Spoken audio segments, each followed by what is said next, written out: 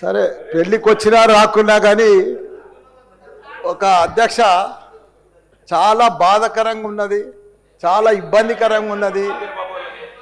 మా ఇన్ఛార్జ్ మంత్రి వల్లనే నాకు.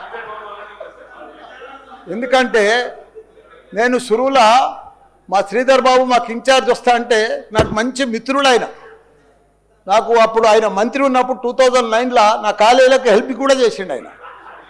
కానీ అట్లా వచ్చినందుకు ఇప్పుడు మళ్ళీ మాకు ఇన్ఛార్జ్ మంత్రి అయినందుకు చాలా హ్యాపీగా ఫీల్ అయినా. కాకపోతే ఇప్పుడు ఎంత బాధపడుతున్నా అంటే అంత బాధపడుతున్నా, భరించలేను ఆ బాధను. నా గుండె ఇట్లా బాధతోటి భరించలేకపోతున్నా. ఎందుకంటే జవహర్ నగర్ అనే ప్రాంతము నా గుండెకాయ. అలా ప్రజలకు చెప్పిన, అందరికి చెప్పిన, దాన్ని అంతా కూడా జిహెచ్ఎంసి మొత్తం చెత్త అంతా తెచ్చి కొన్ని ఏళ్ళ సందే ఆడనే వేస్తున్నారు. పర్లేదు వేస్తున్నారు, అది కాంగ్రెస్ టైంలో సందే వేస్తున్నారు, ఇప్పటిదాకా కూడా వేస్తూనే ఉన్నారు. అది కంటిన్యూ కాంట్రాక్ట్ ఉంది వేస్తున్నారు. మీ దాంట్లోనే కంటిన్యూషన్ అని చెప్తున్నా. నా జర ఓపిక పట్టాలని నీకు దండం పెడతా. ఎందుకంటే ఆ చెత్త వేసినప్పుడు నేను మంత్రి ఉన్నప్పుడు మా కేటీఆర్ గారు 500 కోట్లు ఇచ్చిండు.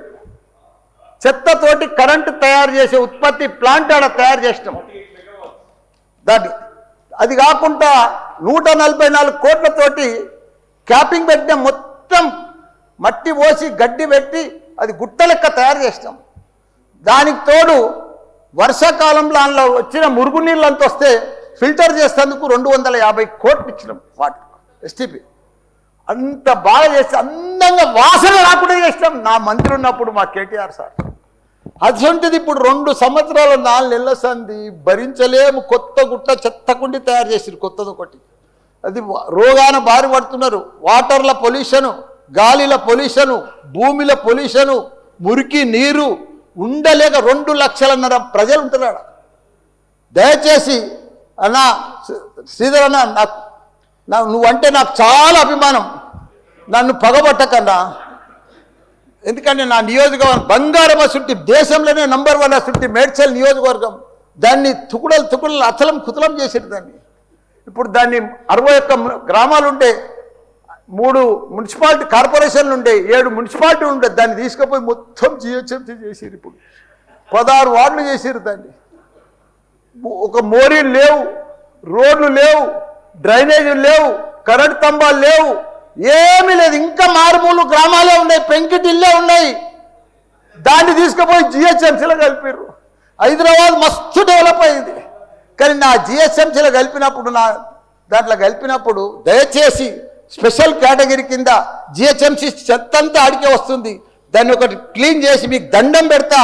ఎందుకంటే అక్కడ నేను ఉండలేకపోతున్నా. నేను ఎందుకు వస్తున్నా, ఎందుకు గెలిచినరా ఇక్కడి నుంచి అని భరించలేకపోతున్నా. నేను శ్రీధర్ అన్న నీకు దండం పెడుతున్నా. అదొక్కటి నాకు స్పెషల్ ఫండ్ ఇచ్చి 500 కాదు 1000 కోట్లైనా సరిపోవు. నువ్వు దీనికి బడ్జెట్లో ఇక్కడ జిహెచ్ఎంసీకి ఇచ్చిందంతా కూడా దానికి ఇవ్వాలి. ఎందుకంటే ఈ చెత్త అంతా అక్కడనే వస్తుంది. అక్కడ కూడా ప్రజలన్నా, పేద ప్రజలన్నా, డెవలప్ లేదన్నా, మోరీలు లేవన్నా, రోడ్లు లేవన్నా, లైట్లు లేవన్నా, చచ్చిపోతున్నారన్నా, రోజు ఒకరు చచ్చిపోతున్నారన్నా, హాస్పిటల్ బారిన పడుతున్నారన్నా ప్రజలంతా. నేను చూడలేకపోతున్నా, నేను భరించలేకపోతున్నా. నీకు దండం పెడతా. ఇదొక్కటి నాకు స్పెషల్. ఒక్కసారి మీరు ఇన్స్పెక్షన్ చేసి అక్కడ రావాలని కూడా కోరుతున్నా. మీరు ఈ నడుమ ఇనాగ్రేషన్ కూడా వస్తలేరన్నా. ఆ మహేందర్ రెడ్డిని పంపిస్తురన్నా. మీరు కావాలనే వస్తురన్నా, కుట్ర పంపుతురన్నా, నా మీద కుట్ర పంపుతురన్నా. ప్లీజ్ దయచేసి అదొకటి మీరు రావాలి. కృష్ణారావు గారు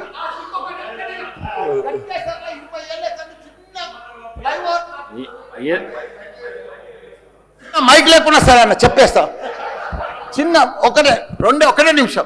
చిన్న ఫ్లైఓవర్ 20 ఏళ్ళ సంది కడుతుండ్రు.